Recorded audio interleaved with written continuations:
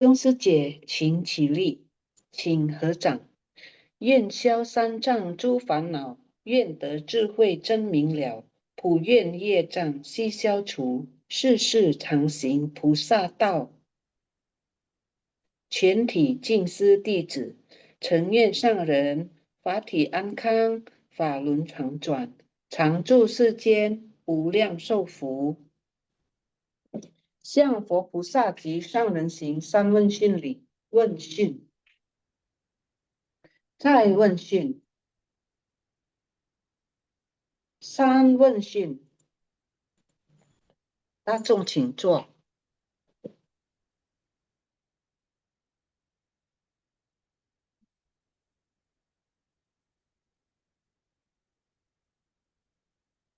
Ya, selamat pagi Session Setie. Kangen Sang dan Kaiser. Sebelum kita masuk baca intisari, mari kita bersama dengan tulus berdoa. Kita sama-sama beranjali. 我的心在静思中感恩，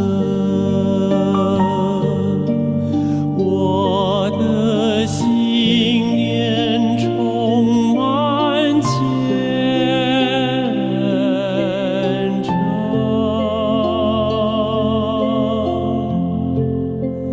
大家一起来祈祷，从不同角落地点，祈求平安吉祥满人间。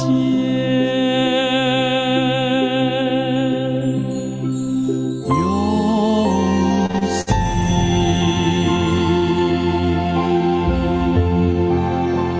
祈祷，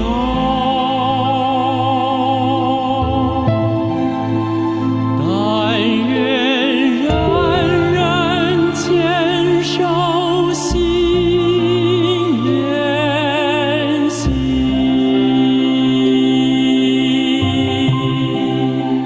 开启光明道爱，徜徉智慧福德，娑婆世界现光明。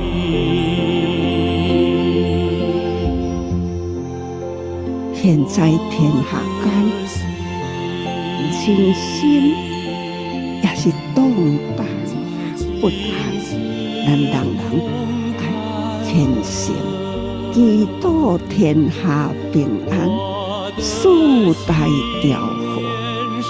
这是咱爱认真，这不是口头上讲的，是要打从内心真诚的祈祷，为天下祈求平安，人心调和啦，这才是人间的福。祈求天下无灾，岁岁年年。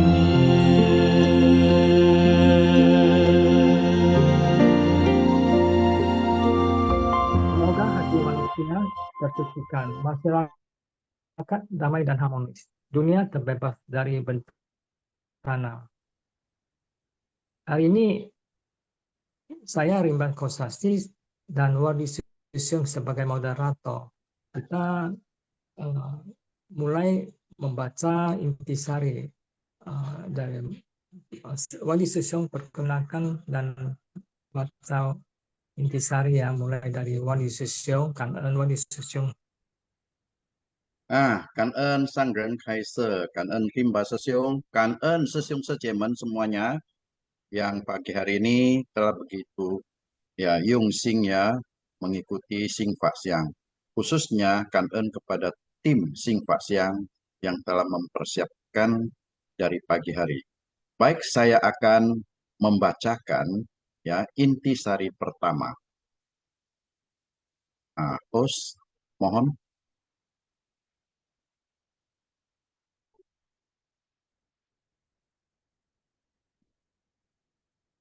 Ya, hari ini kita akan membahas tentang riwayat suci bagian ke-7 dengan topik menentukan arah batin.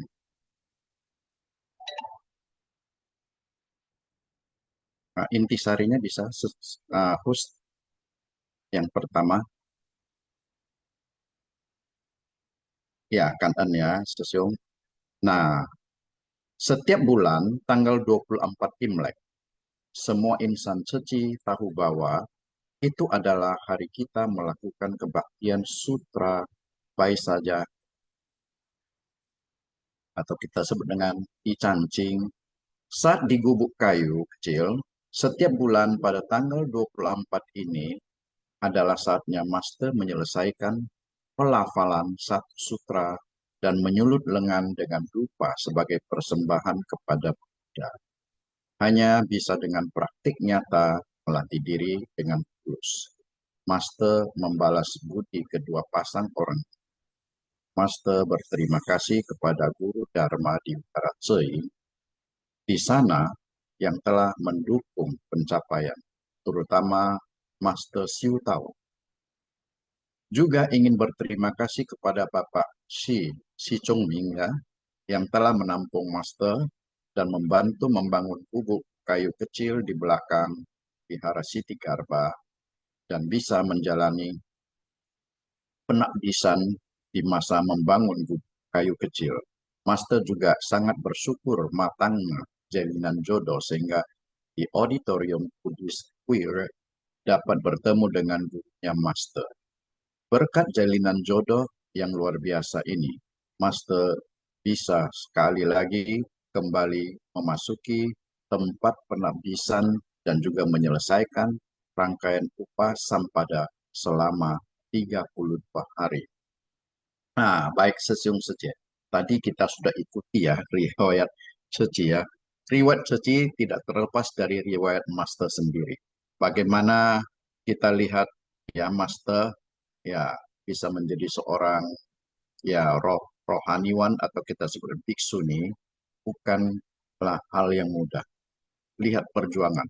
Mau cucia, mau melepas, mau menjadi biksuni saja tidak seperti keinginan kita. Makanya saya katakan, orang mengatakan, oh saya mau cucia. Ngomong memang mudah. Tapi apakah semudah itu? Ya tentu tidak semudah itu. Melalui proses-proses yang sangat berat. Kita lihat master kita, ya prosesnya sangat berat. Ya harus meninggalkan rumah, kemudian lari, ya kemudian dibawa kembali oleh orang tua, lari lagi, ya baru sudah aman mau mencari guru pembimbing tidak mudah ya. Nah, makanya di dalam kisah ini kita lihat Master itu di poin pertama Master ingin memperkenalkan orang-orang yang berjasa ya, membantu Master membina diri. Ya, antara lain yang pertama adalah orang tua beliau ya. Ayah dan ibu Master sendiri itu budinya sangat luar biasa. Kemudian ya Master Yingshun yang menjadi guru pembimbing. Kemudian ada lagi Master Siu Tao. Wah, siapa? Beliau ini adalah senantiasa mendampingi Master dalam pembinaan diri, dalam suka dan duka. Ya, itu mereka itu seperti sepasang ya jalinan jodoh yang luar biasa, yang istimewa sekali. Ya, bersama-sama ya lari dari tempat tinggal mereka sampai masuk hutan yang sudah kita ikuti dan tinggal di gubuk-gubuk kecil di mana saja mereka bersama. Nah, makanya Master Siu Tao itu demi Master kita, beliau mengalami begitu banyak kesulitan. Namun, beliau tidak pernah mengeluh. Nah, itu makanya saya katakan ini jalinan jodoh yang sangat istimewa. Nah, kemudian ada lagi seorang perumah tangga, yaitu Bapak Si Chongming, ya, dia adalah praktisi perumah tangga. Nah, dan beliau itu siapa? Seorang pengusaha yang selalu yang memberi perlindungan kepada master dalam pelatihan diri. Beliaulah yang memberi tumpangan ya kepada master dan membangun gubuk kayu kecil di belakang wihara Bodhisattva Siti Garba. Ya, itu gubuk kecil kan sudah menjadi satu apa yang simbol yang di Chingsetan kita ada. Ya, kemudian guru-guru Dharma yang lainnya, ya, waktu berkenalan dengan Master Insun ada guru Dharma juga, ya di satu kuil. Nah, banyak lagi guru Dharma yang dalam jalinan jodohnya yang memberikan dukungan-dukungan sehingga Master bisa mencapai penakbisan. Jadi setiap kali kita lihat bagaimana persembahan Master. Kalau kita kan memberi persembahan kepada Buddha atau kepada Bodhisattva, kita ada buah-buahan dan sebagainya. Tapi ceritanya ini, Master ini dulu makan saja susah. Satu hari hanya makan sekali. Ya, bagaimana dia mau mempersembahkan buah-buahan? Tidak ada. Tapi apa yang dia lakukan? Persembahan kepada ya Sang Buddha dengan tubuh. Ya, bagaimana? Dengan membakar tubuhnya, lengannya dengan dupa sehingga menimbulkan rasa sakit sampai ke tulang katanya. Nah, kemudian menimbulkan luka, kemudian sampai terkelupas kulitnya. Nah, demikian yang beliau lakukan, Master lakukan setiap bulan sekali, ya, sebagai persembahan. Ya, saya kira ya sesun saja nanti kita bisa bahas, wah persembahan seperti itu bagaimana dengan kondisi kita sekarang. Ya, oke. Nah, jadi Master menyulut lengannya dengan dupa di lengannya sebagai persembahan kepada Buddha. Nah, mungkin itu dulu. Silakan saya lanjutkan oleh Rimba, Sesiung, Kan-en. Dan Wadi Sesyungnya benar ya, yang diulangi tadi dari Wadi Sesyungnya mengingatkan Siu-Xing ya, Master ya, dari Cucia ya, keluar dari rumah sampai kedua kali ya, ini kita masuk yang kedua kali dia ke sini ya, ke Hualien ya. Oke, kita lanjutkan intisari nomor 2. Musim gugur tahun 1962, Master Cheng Yen dan Master Siu Tao dibawa ajakan Bapak Si Chongming ya menghadiri upacara peresmian kuil Puming. Master terkejut menemukan bahwa tempat ini adalah kuil kecil. Di dalam mimpinya sewaktu ibu angkat sakit, ya, mereka berdua di desa Jiaming membabarkan sutra Siti Garba selama 3 hari. Setelah memenuhi ikrarnya, Master tinggal di rumah Bapak Si untuk sementara waktu. Ya, karena kesehatan Master Siu Tao tidak baik, tidak berapa lama, Master Siu Tao pun pulang ke Fengyuan ya. Merasa arah hidupnya masih belum jelas, Master bersikeras untuk tetap tinggal di Hualien. Jadi di sini ya Master Cheng Yen, guru kami ya, waktu itu bernama Jing Si ya. Jadi dia bersama Siu Tao Fakse ya menghindari ya kecarian orang tua sampai Hualien, sampai wihara ini ya, wihara Pumingnya. Terus ketemu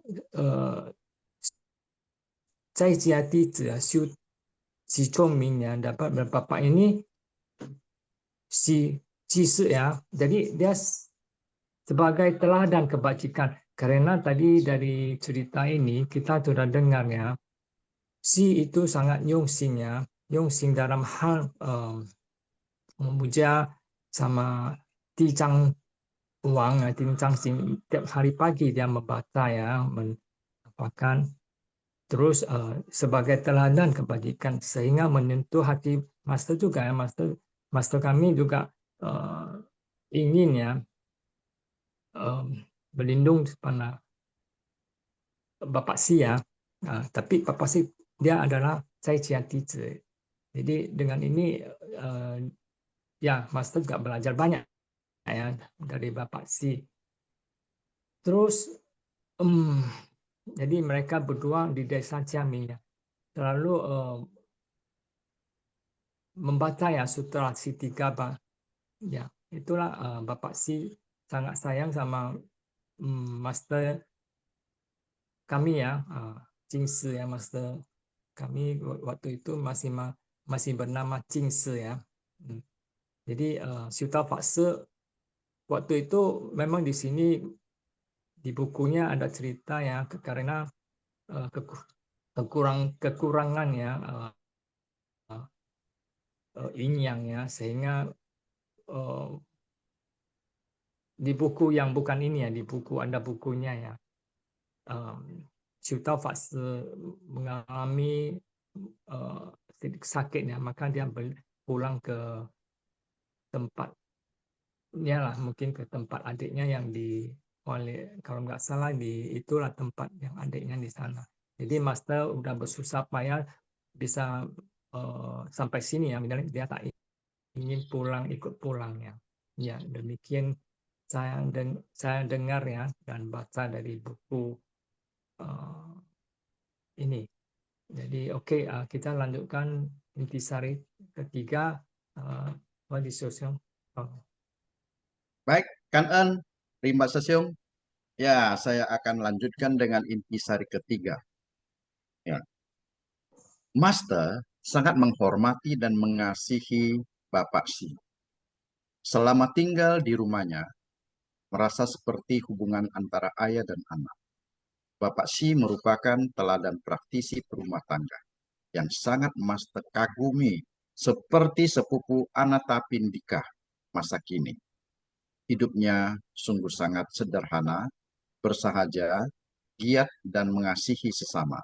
Jika ada perselisihan, beliau akan membantu selesaikan. Ketika ada orang mengalami kesulitan, beliau segera mengulurkan tangan untuk membantunya. Beliau benar-benar panutan selama hidup Master. Master merasa guru yang ingin Master ikuti adalah yang memiliki teladan kebajikan yang berasal dari praktik nyata, bukan yang dibuat-buat. Master mencukur rambut di rumah Bapak Si, dilaksanakan di ruang kebaktiannya. Beliau adalah guru saya atau Master. Master berjodoh dengan Hualien, kemudian meninggalkan keduniawian dan berlatih diri di Hualien. Master meminta Bapak Si membangun sebuah pondok kayu berukuran 10 kali 12 kaki di belakang Wihara Sitigarba untuk Master tempati. Wah, kita lihat jalinan jodoh antara Master kita, Master Cheng Yen, dengan Bapak Si. Itu satu jalinan jodoh yang istimewa. Nah, dari kisah ini saya lihat sudah ada dua orang yang jalinan jodohnya istimewa ya. Yang pertama tadi ya Master Siu Tao dan ini Bapak Si. Nah, Master Siu Tao seorang biksuni, sedangkan Bapak Si adalah seorang praktisi perumah tangga. Nah, walaupun demikian, beliau seorang perumah tangga, tapi kenapa mempunyai hubungan yang istimewa? Karena hubungan antara Master kita dengan Bapak Si bagaikan ayah dan anak. Nah, saat itu Bapak Si sudah berusia 70 tahun. Ya, usianya sudah lanjut juga, 70 tahun. Nah, kehidupannya, kita kenal sedikit kehidupannya dari Bapak Si. Kehidupannya sangat sederhana. Walaupun beliau seorang pengusaha, termasuk pengusaha yang sukses juga. Nah, beliau cuci pakaian sendiri, ya, dan pakaian yang dipakainya bukan pakaian yang mewah, tapi pakaian tradisional yang kita sebut dengan cheongsam, ya. Orang tua dulu kan selalu pakai cheongsam. Cheongsamnya warnanya hitam. Kemudian dia juga ada kesibukannya itu mengelola bisnis, ya. Juga beliau ini adalah sangat dibutuhkan masyarakat karena dia adalah ya dia sangat pandai mendamaikan masalah-masalah ya keluarga orang, masalah masyarakat. Ya ini termasuk juru damai yang ulung, ya. Nah, kemudian dia juga selalu membantu orang yang dalam kesulitan. Nah, beliau menjadi panutan bagi Master Chen Yan. Bapak Si pernah menderita penyakit kanker mulut, ya, namun berhasil dioperasi.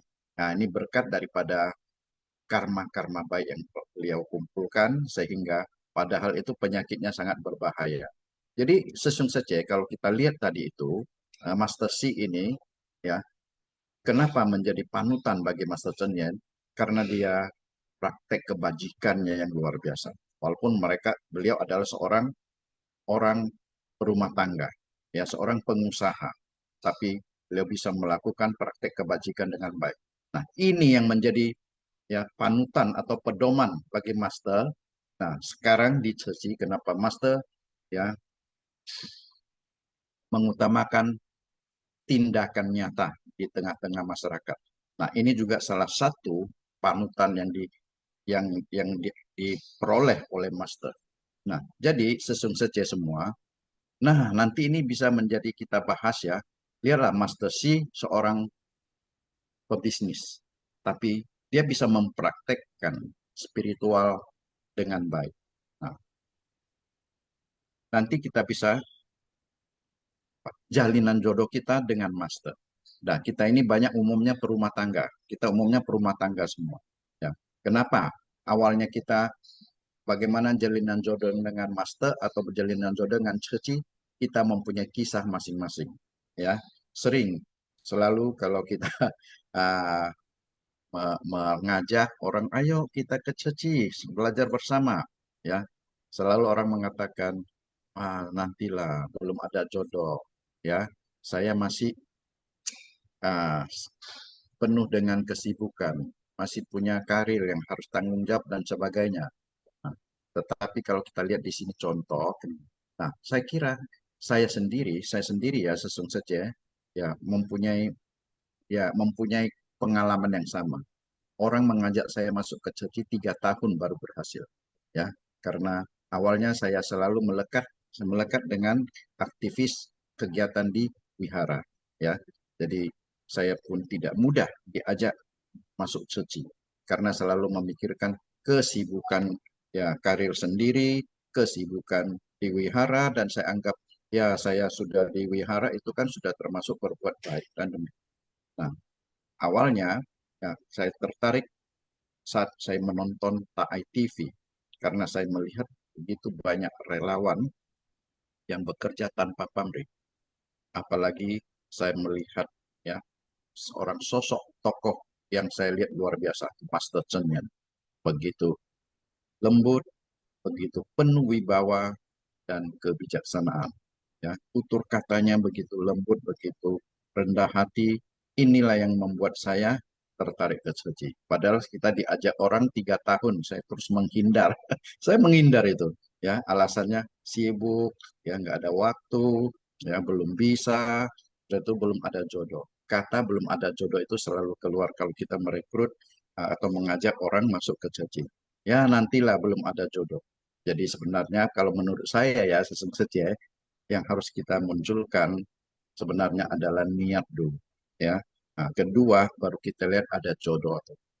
Jadi kalau niat kita tidak munculkan, kita bangkitkan, ya itu sudah pasti jodoh tidak ada. Jadi itu menurut pendapat saya. Mungkin nanti sesungguhnya mempunyai pengalaman, ya. Waktu mau masuk ke Ceci, apakah sesungguhnya langsung tertarik langsung masuk atau melalui proses yang lama dan bagaimana baru hari ini bisa bersama kita, ya. Nah, itu nanti kita bisa bahas yang panjang. Nah, lanjutkan dengan intisari keempat, ya, rimba sesiung, silakan Kan En. Kan En Wali Sesiong, ya benar ya Sesiong saja ya. Ada niat, ada jodoh. Ada jodoh, niatnya harus laksanakan ya. Nah, baru bisa ketemu kita sekarang hari ini. Oke, kita masuk ke intisari nomor 4 ya. Bulan Maret tahun 1963 Master ingin menjalani penafbisan, namun karena belum mempunyai guru, tidak bisa menjalani penafbisan. Kemudian Master pergi ke auditorium Bodhi Puti Tang di Taipei. Master sangat ingin membeli karya lengkap Maha Biksu Taisi untuk dibawa pulang ke Hualien. Ya. Saat di auditorium Hui Ru, Master pertama kali bertemu dengan Master In Sun. Setelah siap mengemas buku, Master melihat Master In Sun lagi.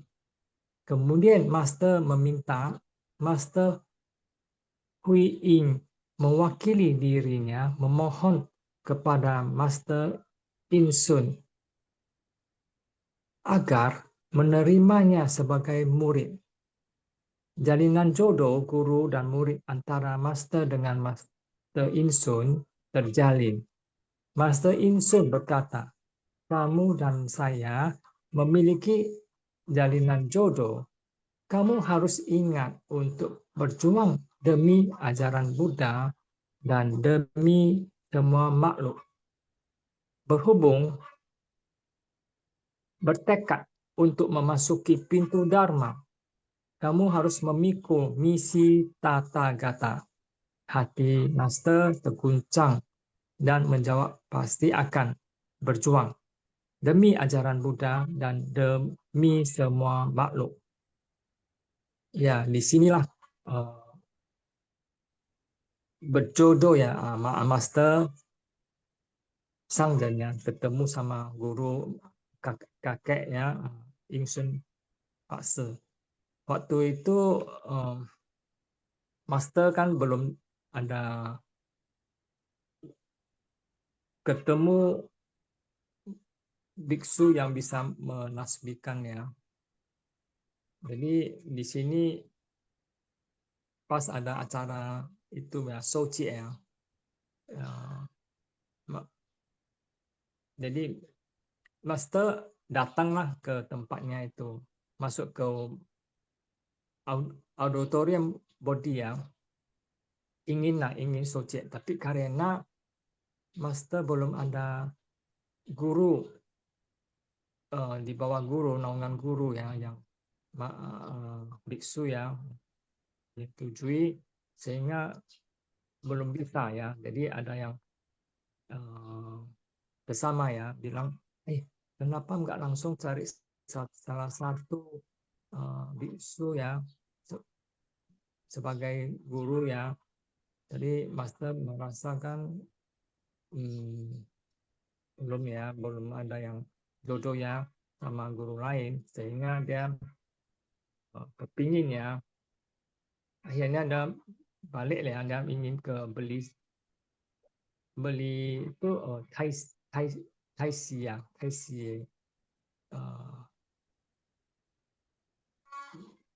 buku ya, Taisi buku banyak yang dia ingin bukan membeli ya, ingin mengundang bukunya karena dia pernah dengar Taisi ya. Jadi dia ke wihara, nama wihara itu ya. Jadi dia ketemu sama Hui Ming ya, guru Hui Ming, Master Hui Ming. Terus dia nampak di sana lah pertama kali nampak In Sun Lao Se ya. Di sana dia kepingin kali ya, karena ingin jadi murid In Sun ya. Yalah In Sun Lao Se lah. Lalu di sanalah dia setelah mengundang bukunya Taisi ya, terus minta salah satu namanya si itu mohon minta bantu, mohon sama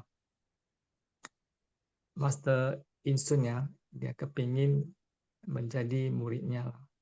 Akhirnya Mas Guru Insun ya, dia lihat ke Master ya, kok terasa heran ya, kok bisa hari ini ya udah orang udah soci ya, ini baru datang. Jadi Master Insun ya cepatlah datang ya. Jadi Master sangat perasaan pasti bersuka cita ya kalau diterima sebagai muridnya. Dan Insun Master kakek ya, kakek kami, guru kami Master terus menyetujui ya bahwa kalau mau jadi murid saya ya 磕头lah, 3 kali 磕头ya, bersujud dan bersujudnya 3 kali sama Insun Laoshi. Di sanalah dia menjadi muridnya Master Insun. Terus ada pesan ya dari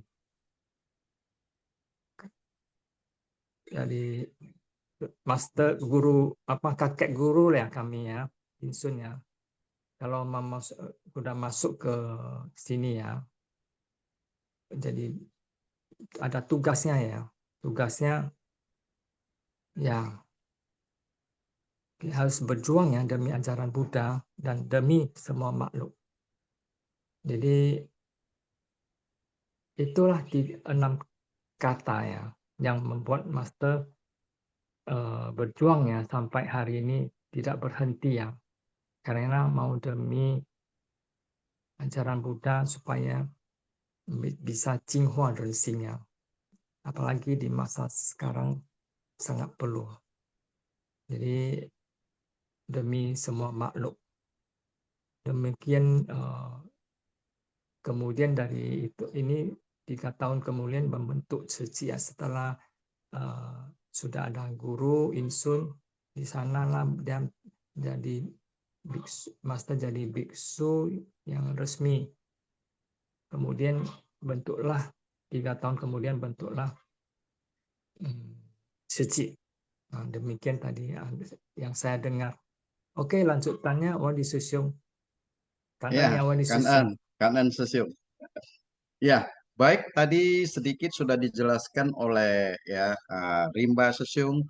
Nah, melihat bagaimana Master itu ya dibaptis ya, dinabiskan menjadi seorang biksuni. Ya, saya lihat itu sangat unik. Yaitu waktu beliau datang ya sudah agak terlambat. Kemudian guru pembimbing yang mau dia cari ya, yang dia inginkan juga tidak mudah. Yang dia inginkan juga tidak mudah, itu Master Insun.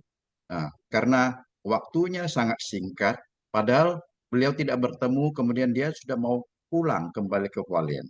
Ya, hanya baik saya nanti mau melatih diri dulu. Ya, nanti ada kesempatan jalinan jodoh akan datang, saya baru akan apa. Tapi karena dia ingin membeli ya buku karya yaitu Maha Biksu, ya makanya itulah yang menjadi titik pertemuan. Dia minta bantuan dari seorang master ya di sana, ya kemudian diperkenalkan. Saya tidak mengulangi apa yang disampaikan oleh tadi Rimba Susyung. Ya, singkat cerita, akhirnya hanya memohon menjadi perantara, ya menjadi perantara. Itulah makanya master tersebut ya menyampaikan kepada Master Insun, padahal Master Insun katanya kata master tersebut ya ini kemungkinannya sangat kecil dia akan menerima kamu ya, itu di Wihara Lince ya, karena beliau tidak mempunyai keinginan menerima murid, jarang. Nah, tapi ini yang luar biasa. Waktu hanya menyampaikan demikian, lantas Master Insun memanggil dia Master Chen Yen ke menghadap. Ya, ini luar langsung setuju, langsung ya walaupun secara tidak formal ya memberi bersujud yaitu mendapat perlindungan. Itu perlindungan ya, mengambil perlindungan ya. Akhirnya dia dianggap sebagai murid. Nah, yang formalnya baru nanti beberapa waktu kemudian karena sudah menjelang penutupan pengabdisan. Nah, itulah saya katakan ini memang luar biasa ya. Langsung dikasih nama kan berarti sudah menjadi murid beliau ya, nama Chen Yen dan sebagainya. Jadi sesungguhnya demikianlah menjadi murid master juga itu kita sangat tergantung pada jodoh. Nah, ada yang cepat, ada pula yang melalui proses yang panjang ya. Nah, ada yang mendadak, ya, ada yang banyak hambatan dan sebagainya. Nah, nanti inilah kita nanti bisa bahas sesungguhnya. Jadi, nah, kalau kita ini pun sudah sulit, apalagi ya Master Chen Yen waktu mau menjadi seorang monastik bhiksuni, ya tantangannya sangat luar biasa. Lihatlah dia harus meninggalkan rumah, ya.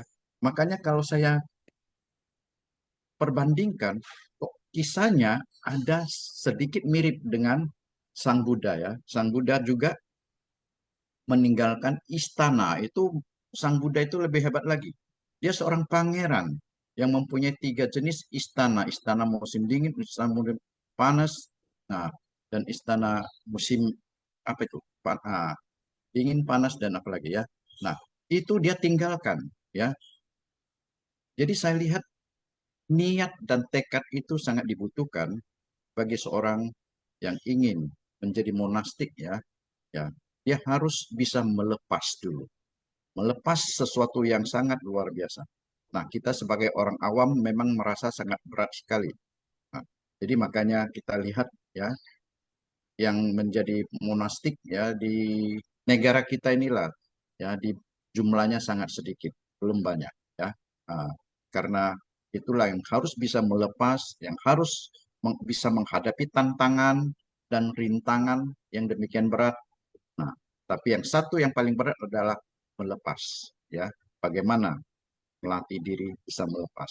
Jadi saya lihat Sang Buddha demikian juga lari dari istana juga ya, kemudian mengalami juga pelatihan yang sangat berat dan akhirnya beliau mencapai penerangan sempurna.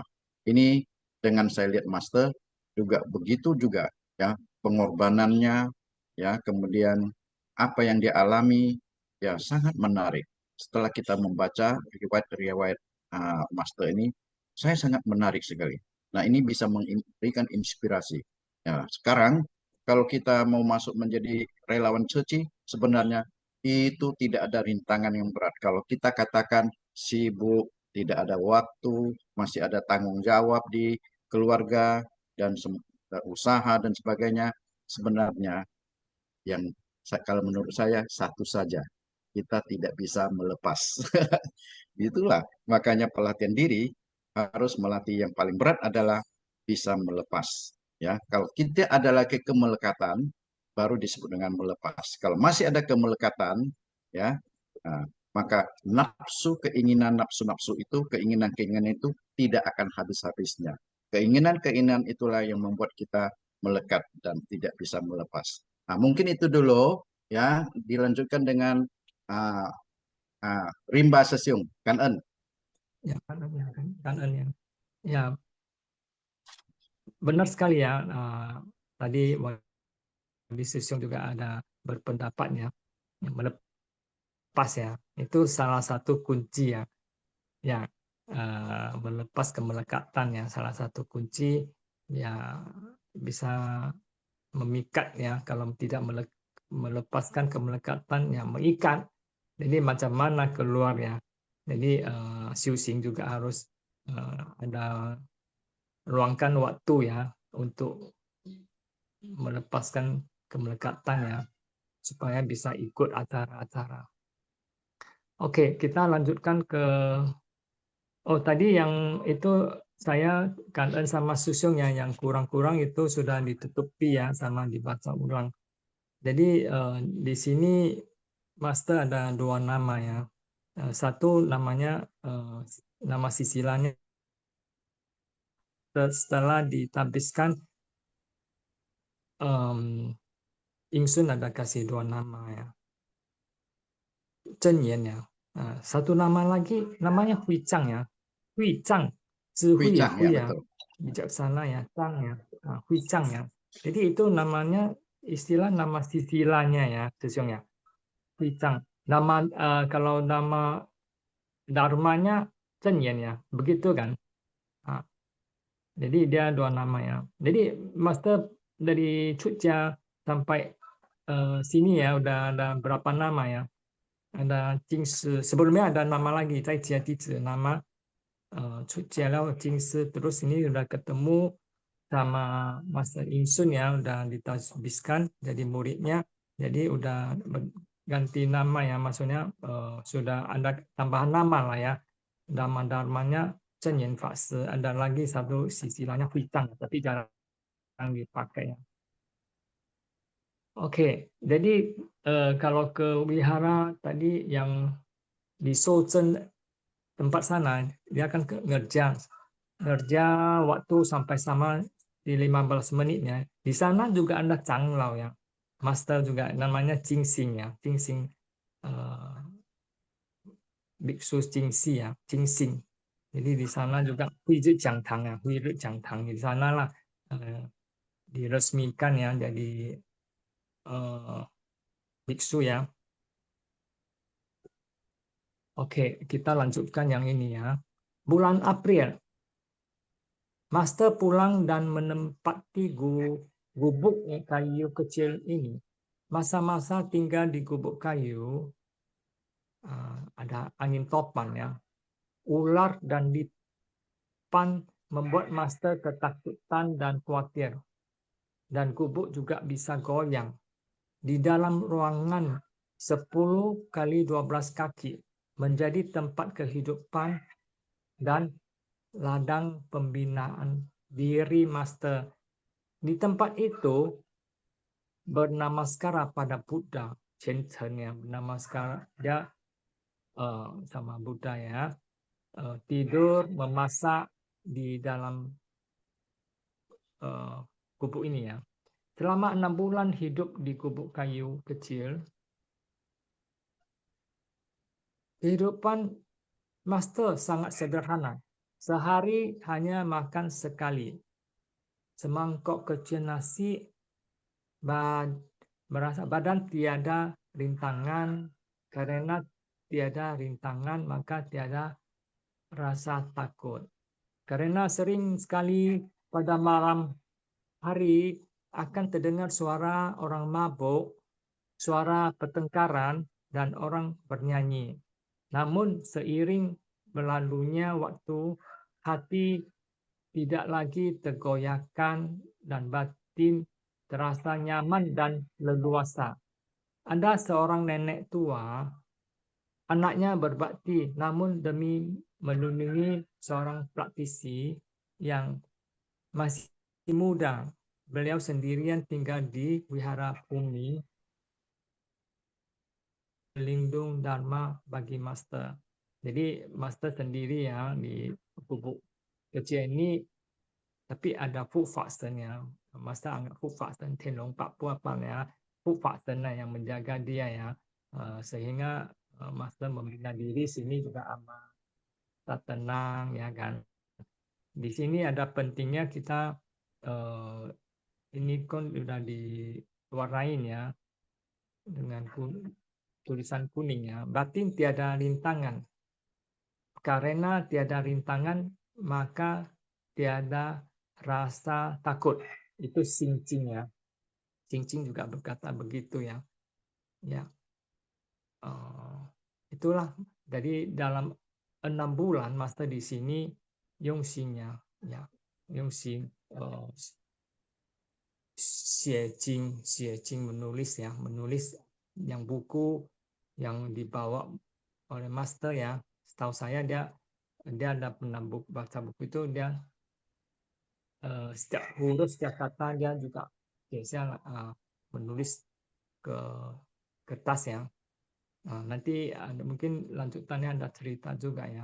Silakan Wadi Susyong, Kangen ya Ya, Wadi Kan En, Susyong. ya, Sesium Kan En, saya akan lanjutkan dengan intisari ketujuh. Ya, 6 bulan di dalam gubuk kayu kecil, Master melakukan puja bakti sutra teratai.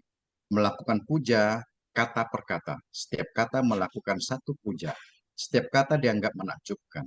Setiap kata dianggap mustika.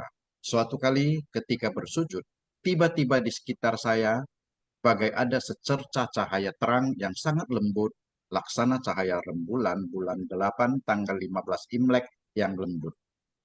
Kondisi seperti itu terus bermunculan. Saya merasa kondisi itu sangat indah dan sempurna dengan cahaya yang lembut.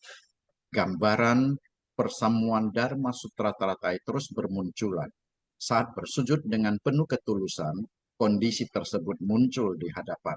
Sukacita yang dirasakan tidak dapat diungkapkan dengan kata-kata. Baik, sesung saja semua. Lihatlah ya pelatihan diri oleh master kita ya. Jadi pelatihan ini menjadi pedoman bagi kita sebagai insan ceci.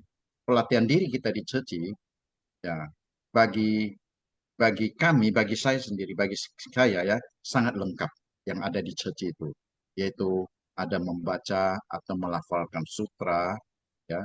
Nah, kalau dalam hal ini lebih dititik beratkan pada aspek tulusnya, ketulusan, kemudian konsentrasi dan rasa hormat.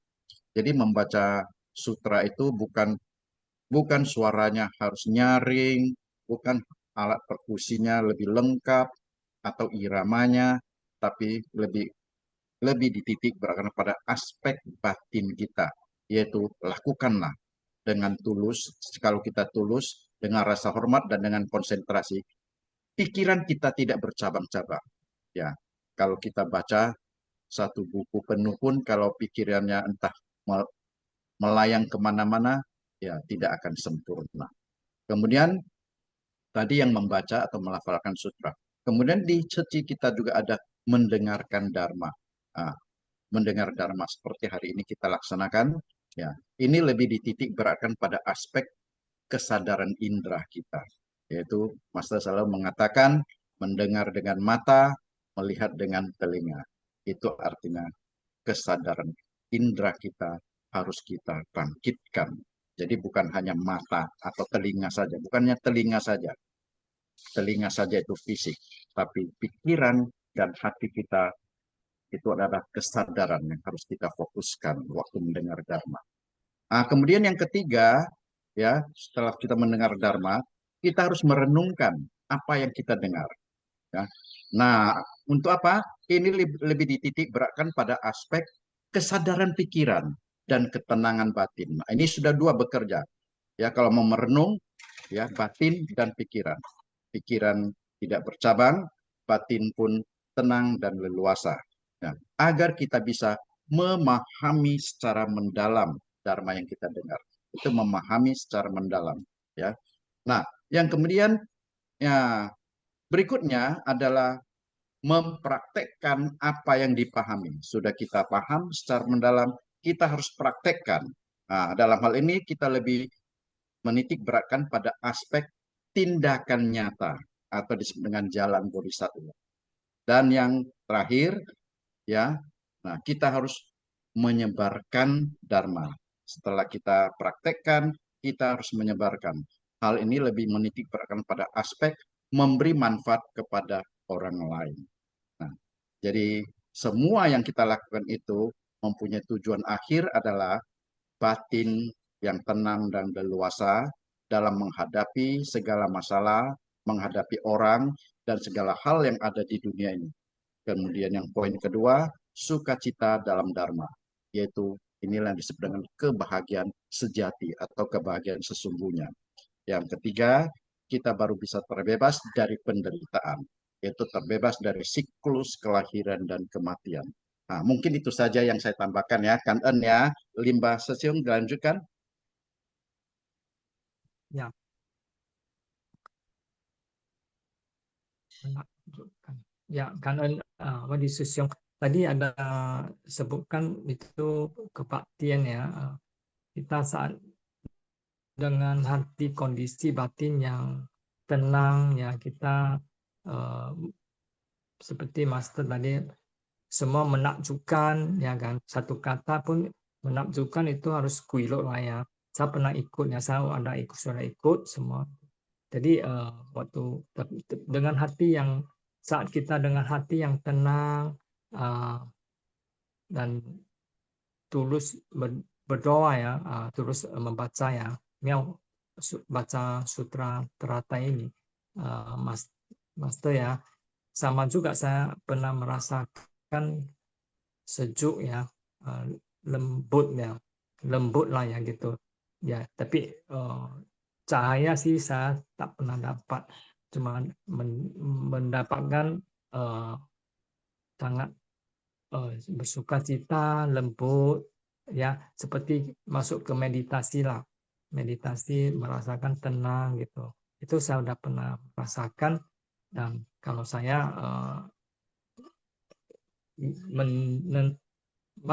kita bermeditasi atau tenangkan pikiran, kadang-kadang kita memikirkan ya hal-hal yang kita ikut acara-acara yang menghasilkan itu suasana yang sukacita, itu juga membuat kita merasa enak ya, lembut ya, itu nama sukacita ya. Oke, kita lanjutkan ya ke mungkin inti tadi terakhir ya, 8 ya, silsilah ajaran Jingsi Matja Suci. Kebaktian insan suci adalah melakukan puja sutra teratai. Kita melafalkan setiap kata dengan tulus dan menganggapnya bagai mustika, ya, menganggapnya bersujud dengan penuh ketulusan. Ini merupakan keistimewaan ladang pelatihan kita. Di dalam sutra teratai terdapat banyak Buddha, ada banyak alam tanpa batas di 10 penjuru dan di 3 masa. Saat melakukan kebaktian, ketika bersujud, kita harus membayangkan bahwa di sekitar kita terdapat banyak Buddha dan Bodhisattva dengan tubuh dan batin yang tulus, berada di puncak burung nasar. Kita bersujud dengan tulus, Buddha Sakyamuni berada di hadapan kita, dan di sekitar kita banyak bodhisattva yang mendengar Dharma. Kita harus melatih ketulusan hati. Saat berinteraksi dengan orang, menanggapi masalah, dan berhadapan dengan kondisi apapun, kita harus menggunakan hati kita yang murni dan tanpa ego untuk menghadapinya. Saat kita sedang melafalkan nama Buddha dan bersujud kepada Buddha, juga harus menggunakan hati yang murni dan tanpa ego. Ini dinamakan ketulusan. Ya, ini intisari yang nomor 8 ya. Saya berharap sesung ya mengulangi ya, nanti kalau nggak ngerti. Ini udah sangat jelas sama jelaskan ya. Ujung-ujungnya akhirnya kita harus tulus. Ketulusan itu sangat penting buat kita semua. Ya, kita siusin. Ya, mesti ada tulusnya menghadapi. Di sini kan sudah jelas ya. Berhadapan dengan kondisi apapun, kita harus menggunakan hati kita yang murni dan tanpa ego untuk menghadapinya. Ya, ini sudah dititik beratkan ya, di titik yang penting ya. Titik pentingnya saat kita sedang melafalkan nama Buddha dan bersujud kepada Buddha, juga harus menggunakan hati yang murni dan tanpa ego, dinamakan ketulusan. Ya, itu kita harus tanpa noda ya, waktu saat kita ini dalam pikiran hal-hal yang dicurigakan apa-apa, kita janganlah pikiran itu baru bisa namanya munculnya tulusnya ya. Jadi pikiran itu ya biasanya ya selalu bisa ikut kami ya, pikiran yang bagus, yang tidak bagus bisa ikutin kami. Jadi inilah perlu kita cermati ya. Oke, ini kesempatan untuk Susyung Sejie bisa raise hand untuk wawancara. Apa ada sebelumnya apa Pak Wali Susyung mau tambahan yang Wali Ah, Susyung sangat Kan pengalaman ya. Sesium cukup. Sekarang kita beri Ini. kesempatan kepada Sesung Secayang untuk sharing. Saya lihat yang raise hand sudah ada 2. Tadi yang pertama Vivi Liang, yang kedua Charlie. Maka saya persilakan Vivi Liang terlebih dahulu untuk sharing. Silakan Secaya. 感恩上等开师，感恩师兄师姐，感恩 Wardi dan Rimba 师兄 dari Lentera Kehidupan. Menyucikan hati manusia dan berdoa untuk kedamaian dunia. Cici genap berusia 60 tahun depan ini. Dan berbagai hal telah dilakukan melampaui batas negara dan memberikan dampak positif yang luas agar makin banyak orang yang ikut dalam barisan Cici. Dan ini memiliki makna yang mengingatkan semua orang untuk menjalankan, mempelajari, menyadari kebenaran dengan tindakan nyata dan cinta kasih agung. Melihat penderitaan di dunia, kita merasa tidak sampai hati dan berpikir untuk membantu, yaitu dengan bersumbangsi. Dan setelah melihat mereka menerima bantuan, kita pun akan merasa tenang. Dalam menghadapi masalah, kita berpedoman pada prinsip kebenaran. Master berdoa dengan tulus untuk kedamaian dunia. Di bumi ini populasi penduduk bertumbuh pesat. Pikiran generasi muda mengalami pergeseran, tidak lagi mengikuti arah yang seharusnya. Selama ada lingkungan yang tepat, anak-anak memiliki jalinan jodoh untuk dapat bergabung dengan Suci untuk bisa memahami nilai kehidupan dan dapat bersumbangsi bagi dunia. Apa yang kita tahu dan bisa kita lakukan, lakukanlah dengan baik. Ini dibutuhkan kerjasama dari berbagai bidang yang dapat membawa manfaat bagi manusia.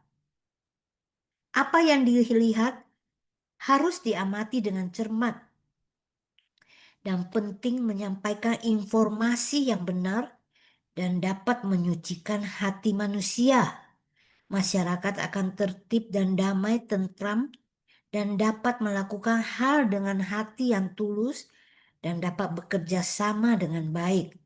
Master berharap para insan suci terus menghimpun kekuatan cinta kasih dengan pandangan yang sama.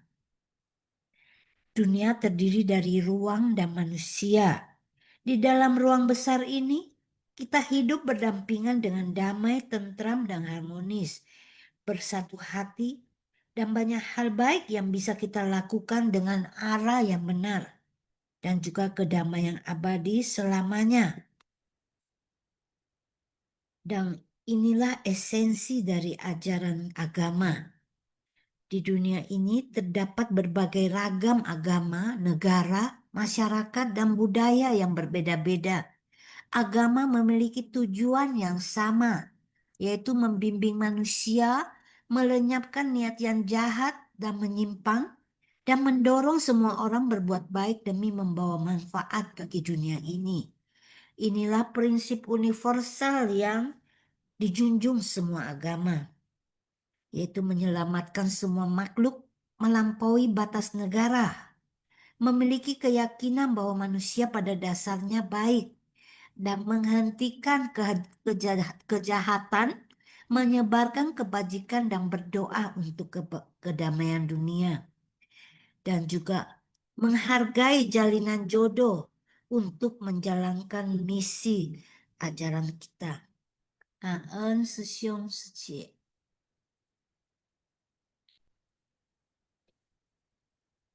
Ya, Kangen Vivi Liang saja. Nanti saya tadi ada dengan sharing dari Vivi Liang saja. ada cerita suci ya di banyak negara juga dikenal di banyak negara ya. Saya sangat bersyukur ya sudah jadi murid master dan relawan suci ya.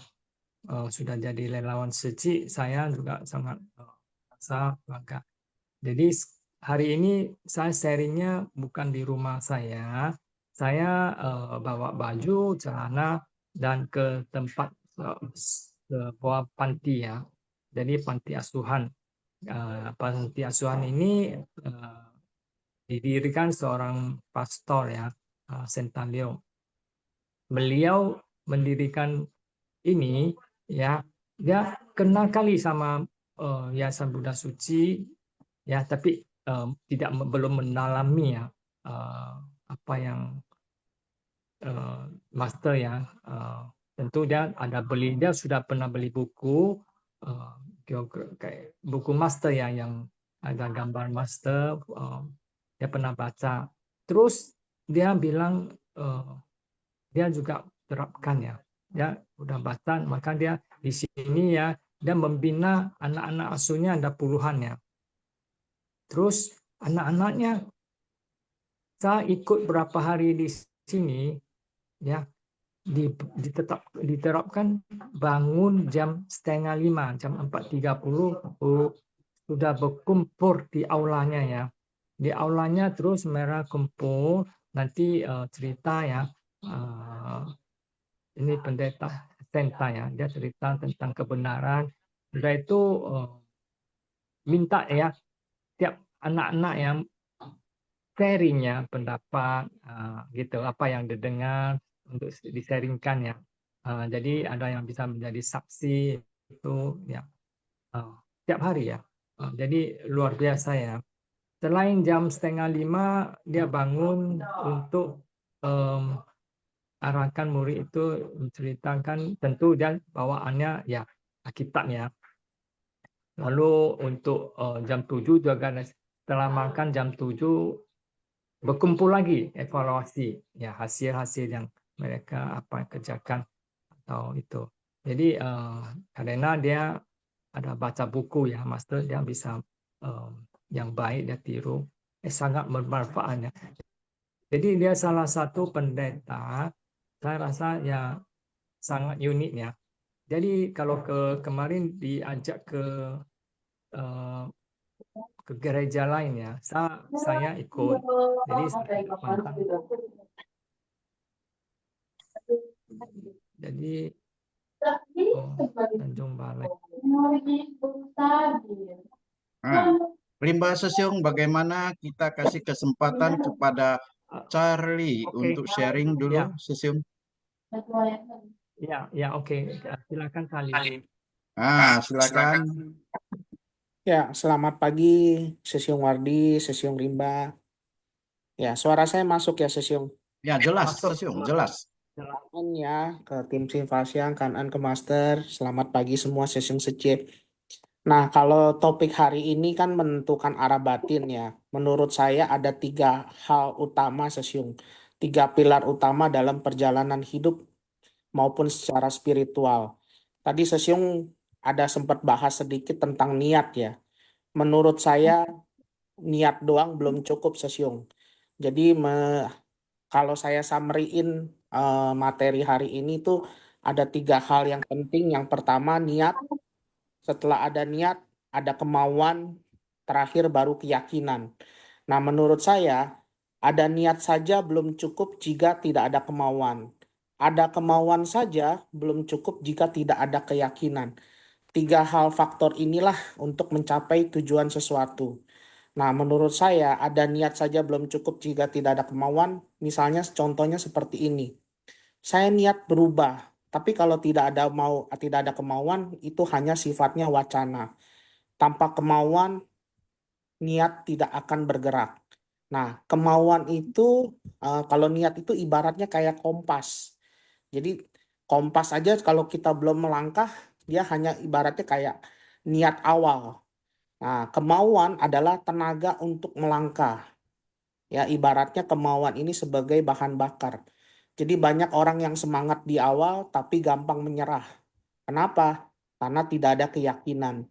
Biasanya masih ada keraguan dan rasa takut, ya. Makanya ada kemauan saja belum cukup nih tanpa ada keyakinan. Nah, yang terakhir adalah kekuatan batin yang paling tinggi adalah keyakinan. Keyakinan adalah akar yang membuat niat dan kemauan untuk tumbuh. Keyakinan menyalakan harapan ketika kita untuk membuat kita tetap teguh. Walaupun kita gagal, kita akan terus berulang. Kita terus berjuang. Makanya kalau digabungkan tiga hal ini, niat ibaratnya sebagai menentukan arah kompas, kemauan sebagai energi yang menggerakkan bahan bakar, keyakinan adalah pondasi untuk bertahan.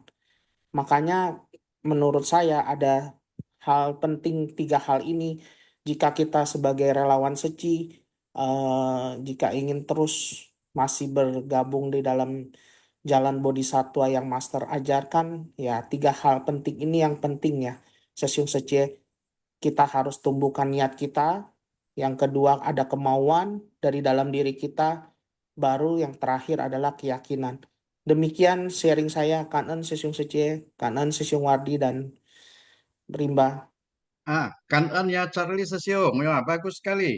Ya, tadi tiga unsur itu perlu kita apakan. Makanya kalau kita kurang satu saja, kita bisa melihat ya relawan atau insan seci yang kadang-kadang maju mundur. Itulah dia akibat daripada ada kurang dari salah satu unsur tersebut.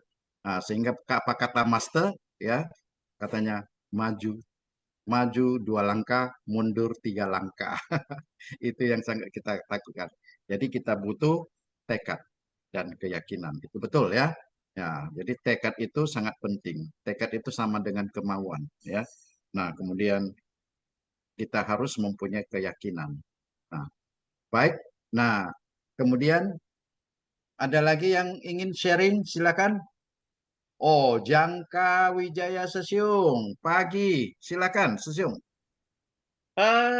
Ini pertanyaannya mungkin terlalu forward ke depan ya, Sesiung Sejeban, langsung saja to the point ya. Pertama-tama saya akui aliran Cingse ini relatif unik ya. Sebagaimana yang kita ketahui sangat unik ya. Pertama, Master bekerja mendapatkan uang untuk menghidupi diri sendiri dan tidak menerima sumbangan. Yang kedua, tidak melakukan upacara. Ya, dari situlah, tapi juga Master kalau melalui proses penabisan, mau tidak mau harus melewati ditabiskan oleh biksu ya. Jadi kita sebagai relawan juga harus menghormati biksu lain, karena kita nggak tahu Master Cheng ini berinteraksi sama biksu siapa. Jadi ya kita istilahnya tetap menghargai biksu lain selayaknya guru kita sendiri. Itu yang pertama. Yang kedua, yang ingin saya pertanyakan. Cingse ini saya sebut unik. Kenapa ya Sesiong Sucemen? Jadi begini, kalau misalkan orang lain mau jadi biksu nih, itu masih bisa ada peluang. Ya, kalau wanita mau jadi biksu nih di Cingse, ya saya ingat itu bisa jadi peluang. Tapi kalau cowok atau pria, petot, maaf, tidak bisa jadi biksu di Cingse. Paling mentok hanya bisa menjadi apa itu ya istilahnya ya bahasa Mandarinnya Qingxiuse ya, maaf bahasa Mandarinnya saya kurang, atau dalam bahasa Inggrisnya itu spiritual practitioner, yaitu orang yang menjalani praktisi kehidupan spiritual layaknya umat biasa, hanya meninggalkan keduniaan bermodalkan dengan 10 sila suci. Pertanyaan saya, kok nggak bisa jadi biksu di Cingse sih? Kira-kira seperti itu ya. Kira-kira kok cowok nggak bisa jadi suhu sih? Hanya cewek doang. Kayak gitulah kira-kira pertanyaannya. Kan Ya, Kanen ya, Sesiung ya, Kanen, Sesiung. Luar biasa. Jadi memang kalau Sesiung pakai istilah unik, ya boleh dikatakan unik. Nah, demikian juga kalau saya selalu mengatakan, ya ajaran Cingse atau Ceci itu memang ada perbedaannya dengan yang lain-lainnya. Karena saya katakan, kalau bagi saya, Ceci itu sangat lengkap. Karena dia mempraktekkan tiga, yaitu ada ritual, kemudian ada spiritual, dan ada sosial. Tiga inilah kalau kita padukan, itu menjadi satu pelatihan yang sangat baik sekali yang bisa merubah pandangan manusia kita. Ya, tapi di antara tiga itu memang kita letakkan lebih titik beratkan kepada spiritualnya. Ya, kita ada ritual, tapi mungkin persentasenya lebih kecil daripada spiritual. Karena spiritual inilah yang betul-betul merubah kita dan kita membuat semangat kita tidak maju mundur itu di spiritualnya. Nah, mungkin itu ya. Kemudian ada lagi ya dari Medawiro Madiono Sesyung. Silakan Sesyung. Ya, terima kasih Sung Wardi dan Sung Rimba ya atas waktunya. Mohon izin sharing ya. Mudah-mudahan ada manfaat dan jika ada kekeliruan mohon diluruskan. Sebelum saya sharing untuk yang saya sendiri, saya akan menanggapi sedikit tentang pertanyaan jangka ya. Apa yang saya pahami tentang ajaran Buddha itu. Menurut saya di dalam ajaran Master ini kan tetap istilah masih menggunakan meskipun ada banyak perbedaan-perbedaan ya, tapi juga dalam hal banyak hal juga tetap selaras ya dengan apa yang sudah ditetapkan Buddha gitu.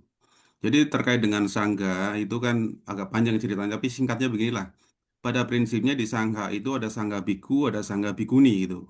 Dan sangga bikuni sendiri sebenarnya pro kontra hingga hari ini, tetapi di dalam Mahayana itu merupakan salah satu lilin penyambung di mana dulu itu intinya lilin istilahnya dari biksuni masa lampau ke biksuni masa sekarang itu kan pernah terputus, tapi di dalam Mahayana ini yang diyakini bahwa terus terjalin sehingga ketika di aliran lain kemudian ingin menjadi biksuni waktu pertama kali justru yang menjadi acuan sendiri adalah ditafsirkan oleh para istilahnya biksuni dan biku-biku Mahayana plus misalnya di Theravada. Tapi itu pro kontra. Tapi selain itu kita nggak akan bahas itunya. Bahasnya di sini bahwa Master kan sebagai pimpinan anggaplah dari sini adalah mazhab Shichi ya. Di dalam mazhab Shichi ini kan jelas ini adalah Sangha Bikuni. Oleh karena ini Sangha Bikuni tentunya hanya menerima biksuni yaitu yang perempuan. Dan kalau ini pendapat saya pribadi mungkin secara praktisnya mungkin dari para senior-senior yang di Secia, tapi secara kajian umum saya pikir Master juga masih melihat etika dalam hal sangga ini karena di dalam pelatihan spiritual sebenarnya kan boleh kita berarti sebagai umat awam tapi menjalani yang lebih mendalam spiritualnya, mempraktekkan hal-hal spiritual mirip dengan para samanera dan para biku, tetapi untuk secara legalitas menjadi seorang biksu atau biksuni itu terikat oleh aturan-aturan sangga, di mana aturan sangga ini ada winayanya, ada aturan winayanya, dan kalau misalnya aturan-aturan yang sifatnya pokok kemudian dilanggar tentu akan mendapatkan respon-respon yang kurang baik dan itu akan menjadikan polemik juga di dalam sangga itu sendiri. Karena memang di dalam sangga itu sendiri kan salah satu hal yang istilahnya seseorang dianggap tidak layak menjadi sangga juga salah satunya adalah dianggap memecah belah sangga. Nah, ada dalam arti ini saya pikir Master sangat bijak dan sudah sesuai dengan aturan masih sesuai dengan aturan umum bahwa ketika sangga bikuni ada ya tentunya yang diterima adalah sangga bikuni kecuali kalau mau jadi biksu ya silakan memilih sangga lain atau kalau mau aktif di dalam ceci secara resmi dan kemudian meningkatkan tingkat spiritualitasnya melalui seci, ya tentu saja tidak harus menjadi biksu yang ada di bawah bikuni, karena ini ada terikat aturan-aturan sangga. Oke, itu ya, Sesiong ya, untuk yang menanggapi Jangka Wijaya mudah-mudahan bisa membantu. Satu lagi saya ingin sharing juga bahwa pada prinsipnya, yang tadi Sesiong apa namanya Wardi sampaikan, saya juga sangat senang dengan kata-kata yang istilahnya bagi saya sangat menginspirasi ya. Sebersit niat, kemudian jalinan jodoh itu. Tadi Sung Joni juga menyampaikan itu di mana jalinan jodoh itu sebenarnya kata kunci banget di Ceci gitu loh.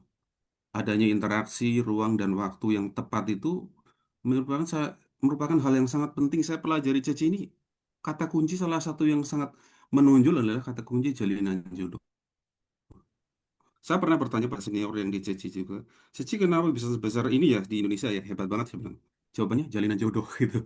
Dalam arti di sini kalau memang belum waktunya, belum pas ya istilahnya ya, kemudian banyak hal yang termasuk hasil dari interaksi manusia dan kemudian memang kita tiga hal aspek dari jalan jodoh itu belum terpenuhi, maka ya istilahnya tidak akan lengkap, perkembangan juga tidak akan besar. Nah, dalam hal ini penting sekali kita menegakkan jalinan jodoh. Saya melihat dan membaca buku-buku ya, pada prinsipnya master ini jalinan jodohnya adalah ke Master Taise dan Master Yin Sun, di mana dua tokoh besar ini adalah tokoh-tokoh yang pelopor ya, pelopor dalam Buddhisme humanistik. Itu sangat penting sekali di jalinan jodoh ini yang kemudian ini tadi dikatakan di kisah-kisah Seci ini ya kan, Master Cheng Yen mau mam- mampir ke aula Bodhi ya untuk beli-beli buku, ternyata malah ketemu Master Ying Sun. Master Ying Sun sendiri adalah penerjemah buku-buku Master Taise dan juga istilahnya murid juga dari Master Taise ya. Sehingga disinilah jalinan jodoh itu bertemu, kemudian berinteraksi dengan yang pas tadi, yaitu artinya bertemu dengan Master Yin Sun di ruang yang tepat, yaitu di lokasi yang tepat, yaitu di situ adalah aula body ya. Kemudian waktu yang tepat meskipun sangat singkat waktunya, tetapi itu dalam menjadi sesuatu yang fenomenal karena apa? Master Rinsun hanya menjelaskan sedikit pesan ya tentang bahwa untuk berjuang demi ajaran Buddha dan demi semua makhluk. Master Cheng Yen di dalam buku yang 50 tahun Jalan Bodhisattva, 50 Years on the Bodhisattva Path itu menjelaskan bahwa pesan ini sebenarnya bukan hanya ke Master Cheng Yen, tapi kenapa orang bisa tergugah ya, Master Cheng Yen tergugah sangat bertekad untuk menjalankan ini. Sedangkan orang lain yang mendengarkan akan biasa-biasa aja ya mungkin ya habis itu ya sudah lah itu, tapi ini beda dengan yang lain. Oleh karena itu ini merupakan bagi saya adalah jalinan jodoh ketika niat master sudah menjadi biksu sudah lengkap, udah sangat luar biasa, kemudian bertemu Master Yin Sun juga adalah suatu jalinan jodoh, dan kemudian di sini juga ada istilahnya karya-karya dari Master Taise dan Master Yingsun yang ada di itu kemudian juga mau dibeli, artinya memang Master Cheng Yen sendiri sebenarnya mendalami gagasan-gagasan yang sudah diawali Master Taise sejak 1928 itu, kemudian hingga akhirnya istilahnya mewujudkan visi dari para guru-gurunya ini yang berharap nanti agama Buddha ini adalah agama Buddha yang berkembang adalah agama Buddha yang terjun ke masyarakat, agama Buddha yang bisa membantu langsung, memberikan manfaat langsung bagi masyarakat lah. Saya bilang demikian. Jadi penting sekali di sini adalah jalinan jodoh dan ini sudah diwujudkan master melalui sesi ini luar biasa ya. Dari kita belajar perjalanan master sebenarnya belajar tentang keteladanan hidup, bagaimana kita bisa memaknai hidup kita setiap langkah, setiap waktu, dan menjadi inspirasi buat orang lain. Saya katakan Master Cheng Yen juga sendiri adalah bukan terinspirasi oleh dirinya sendiri juga, tapi terinspirasi dari orang lain. Tapi bagaimana setelah terinspirasi itu yang kita lakukan? Nah, ini perbedaan mungkin banyak orang dengan master ya. Kalau master kan setiap ketika terinspirasi, kemudian menjadikan tekad itu menjadi ikrar dan diupayakan dengan semaksimal mungkin dengan prinsip ketulusan ya yang luar biasa ya, kesungguhan hati yang luar biasa sehingga kita bisa merasakan manfaatnya hari ini. Kita bisa sama-sama berada di jalan suci yang sudah diaspal hari ini ya. Hari ini kan bukan masa perjuangan yang begitu berat, tapi lebih cenderung masa mempertahankan dan mempertahankan kasih supaya tetap besar dan bisa memberikan manfaat lebih besar lagi. Jadi sekali lagi sangat penting saya sendiri belajar hari ini adalah tentang pentingnya niat. Kemudian niat ini menjadi tekad, memberikan energi kepada kita, menjadikan semangat dan menjadi ikrar. Tapi semua ini akan berhasil ketika ada jalinan jodoh, yaitu interaksi yang tepat dan juga ruang yang tepat dan waktu yang tepat. Demikian kan aneh ya. Wah, kanan yang Medawiro, Sesiung, luar biasa ya. Nah, ini bagi nanti Sesung Sece, khususnya yang masih pemula, atau bagi yang sudah lama juga, tapi sudah ada goyang-goyangnya sedikit, ini bisa membangkitkan semangat kita kembali. Ya, dengan tadi yang dijelaskan oleh Sesung Medawiro itu bisa mengembalikan kondisi batin kita. Memang Seci ini saya sudah luar biasa. Ya. Nah, baik mungkin ya Rimba Sesiung mengingat waktu bagaimana kita masuk kuis dulu Sesiung. Ya, masuk kuis dulu ya, betul. Nanti masuk kuis Kangen ya. Tadi Sesiung sudah sharing Ya, baik. inspirasi. Ya, oke. Kita lanjutkan ke kuis ya. Memang Lela Buddha Suci yang melakukan itu di Master itu terinspirasi kepada banyak orang ya, banyak umat. Oke, kita masuk ke kuis. Ya, di sini kita cara menjawab kuis ya. Jawaban diketik di chat room everyone. Format jawaban nomor soal jawaban. Contoh jawaban 1D atau 2A. Kangen. Ya, dimulai.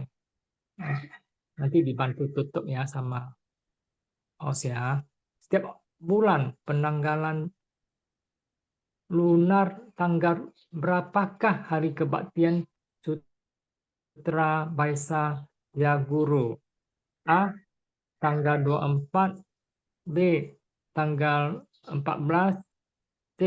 Ini tertutup ya kalian. D. Masing-masing baca dan dikasih jawaban ya.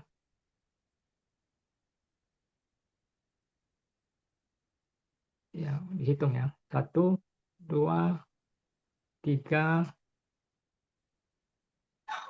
tutup. Tanggal 24 jawabannya. Tiap bulan ya, penanggalan lunar tanggal 24 ya.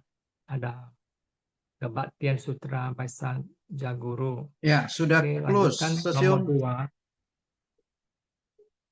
2. Di manakah Master mencukur rambutnya? A. Di gubuk kayu. B. Di rumah orang tuanya. C. Di rumah Bapak Si. D. Di Viara Qingyin. E. Di Fengyan. Ya, silakan jawab. Nanti dibantu tutup ya sama host ya.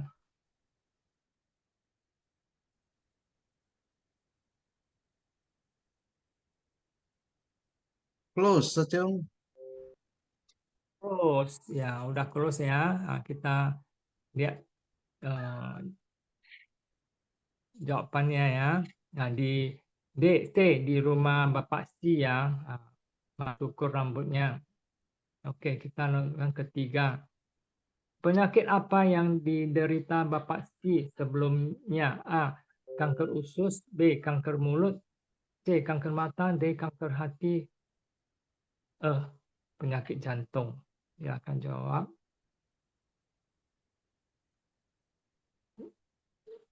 Ya, dibantu tutup ya sama host. Close Sesiung. Ya, tutup ya, close ya. Ya, jawabannya B, kanker mulut. Oke, lanjutan ke 4 ya. Berapa lama waktu pembinaan diri Master di Gubuk Kayu? A. 3 bulan, B. 4 bulan, C. 5 bulan, D. 7 bulan, E. 6 bulan. Ya, silakan jawab. Ya, dibantu tutup ya sama host ya. Close Sesiung. Tutup, close. Ya, jawabannya 6 bulan. 5. Ya, oke. Ketika membina diri di Gubuk Kayu, apa yang dilakukan Master sebagai persembahan kepada Buddha? Persembahan rupa, B. Persembahan buah, C. Persembahan rupa dari tubuh, D. Persembahan sutra, E. Persembahan makanan. Silakan jawab.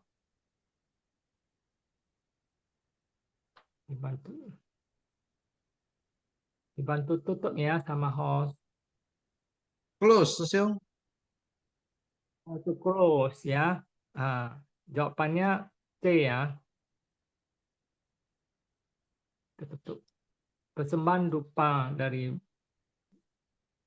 tangan. Oke, masuk ke 6. Berapa ukuran gubuk kayu kecil tempat membina diri Master? A. 9 kali 10.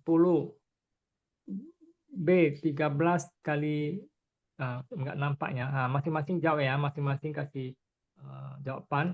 Nanti dibantu tutup sama host ya.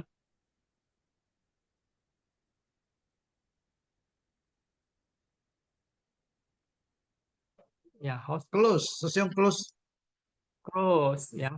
Jadi jawabannya D ya, 10 kali 12 ya kaki. Nah, kan ya. Oke. Kita menunggu jawabannya ya. Nah, sambil menunggu hasil, ya mungkin ada sesiung saja yang ingin sharing lagi, silakan raise hand.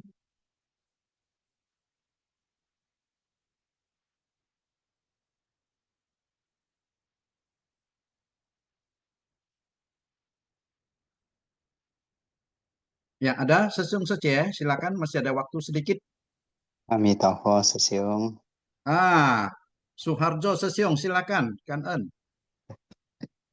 kanan Wadi Sesiung, kanan Rimba Sesiung, kanan Sang Ren Kaise, kanan Sesiung Sece semua ya. Yang tadi sharing sangat bagus, sangat bermanfaat untuk kita. Jadi ini sharing hari ini tentang materi hari ini ya Sesiung dikit. Jadi arah tujuan ya. Jadi setelah kita lihat itu arah tujuan master itu di slide terakhir ya, sebentar saya lihat. Sebentar, aduh saya nggak kelihat. Oke, gini aja saya sharing, mau sharing tentang arah tujuan ya. Jadi saya ingat pertama kali saya masuk karena jalinan jodoh dengan Seci ya, Sesiung Wadi, Sesiung Seci semua. Jadi itu diawali dengan niat membantu sesama. Mungkin itu Sesiung Seci, mungkin semua berasal dari situ ya. Tujuan kita hanya ingin berbuat kebajikan. Nah, dari situ kita ingin tahu lebih dalam Seci itu seperti apa sih gitu kan. Yang awalnya kita tahu, oh Seci itu yayasan sosial kemanusiaan, dia lintas suku, bangsa, agama, ras, begitu ya Sesiung Wadi ya. Ya. Nah, jadi membantu sesama. Tadi disebutkan Madiono itu mungkin Buddhisme humanistik ya, jadi kemanusiaan. Nah, memang kalau kita lihat di Seci itu memang lintas suku, agama, bangsa, ras ya, Sesiung Seci kita lihat dari berbagai golongan. Nah, disinilah kita ibaratnya kalau Master ngomong itu arah tujuan itu kan itu kalau lihat dari awal Master itu ingat, oh dulu Bapak Su pernah seperti ini. Terus dia ada jalinan jodoh baik dengan orang ini. Nah, sehingga timbul niat ingin membalas budi ya Sesiung Sece.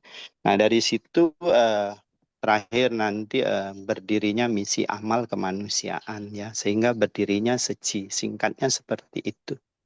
Nah, di sini kita kan memang bahas tentang ajaran Buddha ya, yang mungkin Wadi Sesiung ya. Ajaran ya. Jadi memang basic kita kan itu adalah ajaran Buddha ya. Ajaran Buddha itu ibaratnya ajaran cinta kasih. Karena setiap orang itu mempunyai bibit kebudaan ya. Nah, bibit itulah yang mau kita kembangkan. Di setiap agama, di setiap keyakinan itu ada bibit itu.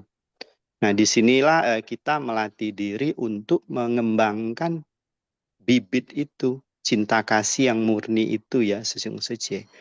Jadi makanya kita itu lintas suku, bangsa, agama, dan ras. Nah, tujuan kita hanya membantu sesama, menjalin jodoh baik dengan hati bodhisatwa tadi. Ibaratnya kita hanya ingin menjalin jodoh baik. Apa sih yang kita bisa berikan, baik itu kita materi, batin, maupun tenaga kita ya.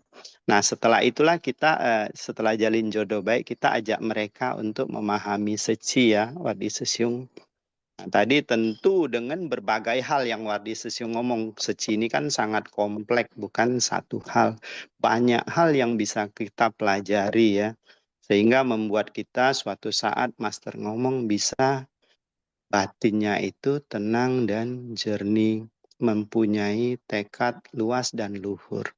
Nah, itulah tujuan akhir kita mungkin Sesiung Sece sebagai insan seci, itu kita melatih diri mengarah ke situ.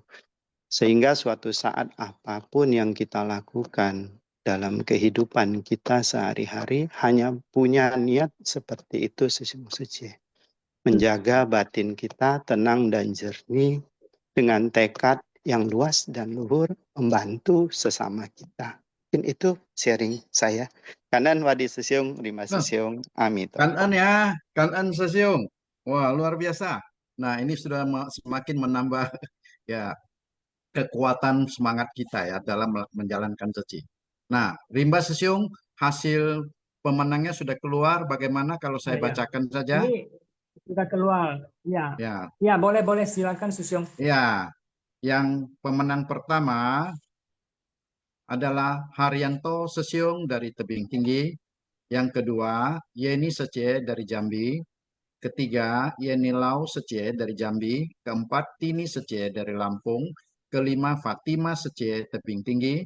Dan keenam, Diani Wati Sece Lampung. Pertama, saya ucapkan selamat kepada semua pemenang pada hari ini. Kemudian masih ada waktu sedikit, kami berikan kesempatan kepada siapa saja pemenang yang ingin sharing. Silakan.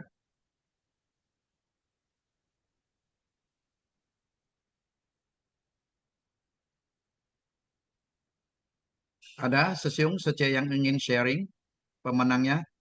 Ada Haryanto, Yeni Lau, Tini, Fatima, dan Liani Wati Sece. Ada yang ingin sharing?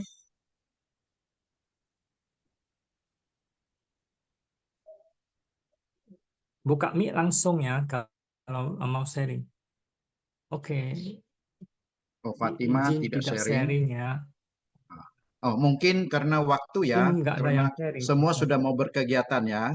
Baiklah, kami ucapkan kangen kepada Sesung Sece semuanya yang telah mengikuti Singfa Siang pada pagi hari ini. Semoga nanti kita akan lebih bersemangat lagi. Ada Rimba Sejong, ada pembacaan apa enggak tuh? Oke, ada nanti sebelum ada kosakata, saya Kosakata. meminta tampilkan Penny Sisyong, ada Wei Bo, Jiao Wei Zhongsen ya, video ya yang saya Mungkin waktunya Sesiung, waktunya dari sudah master ya, lewat. saya nggak apa, sedikit aja nanti itu masuk ke Oke, silakan, kosakata. silakan. Kalau yang bagi mau kerja boleh langsung, kalau yang masih mau dengar silakan. Ya, Silakan. jadi Penny Sisyong bisa tampilkan yang Wei Bo. Udah tampil, udah Ya. tampil. 包容 Ya. 行来。不过呢，很清楚的，现在历史可以追溯过去。那主这人是对师傅延伸做主者啦，师傅呢是对读书迄个所在为佛教为众生6个字开始啦。他也没有要我说你要做主者，没有，只是对我说的你我师徒有缘啦，总是呢包容行来。不过呢，很清楚的，现在历史可以追溯过去。那主这人是对师傅延伸做主者啦。师傅呢是对读书迄个所在为佛教为众生6个字开始啦。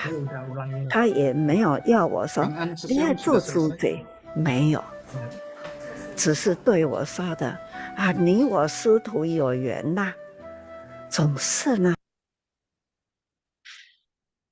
Oke, kangen Weni Suci ya. Oke,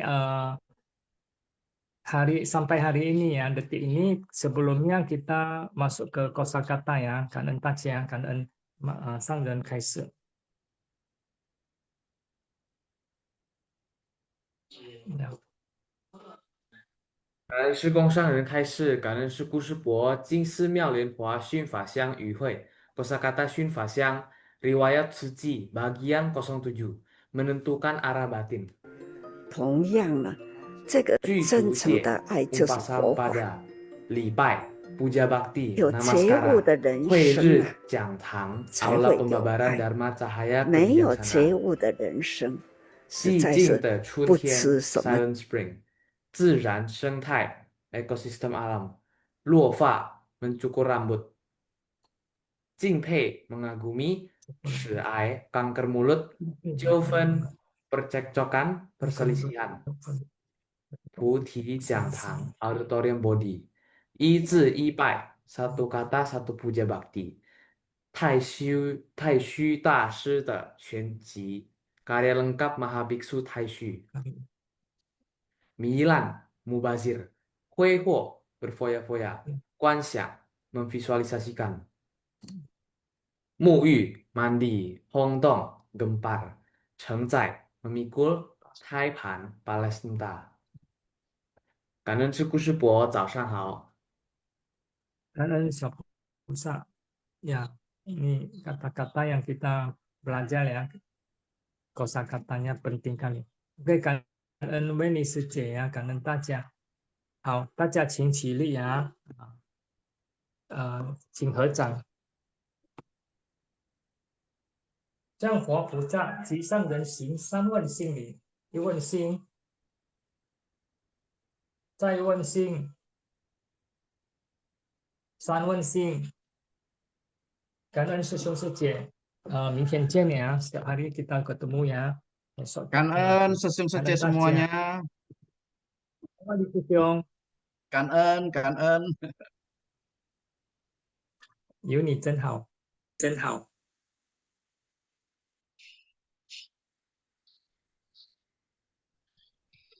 感恩大家，大家。 Yang belum absensi silakan absensi ya. Tadi.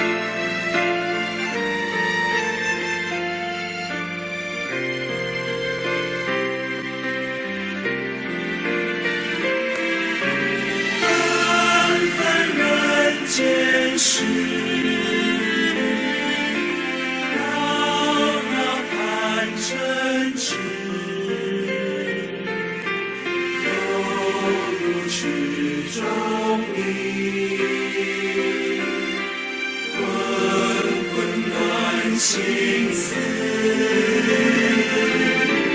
我真情实情，我愿继承进入水中莲，风花多云珠。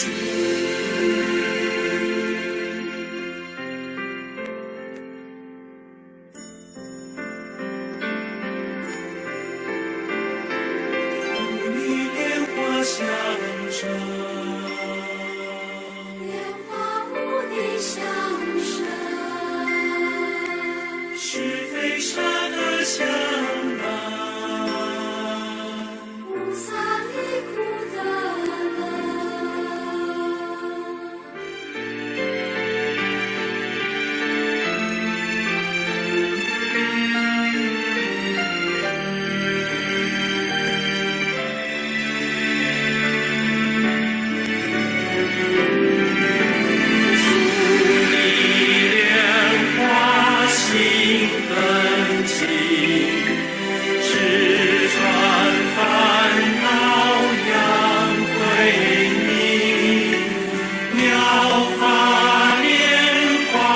心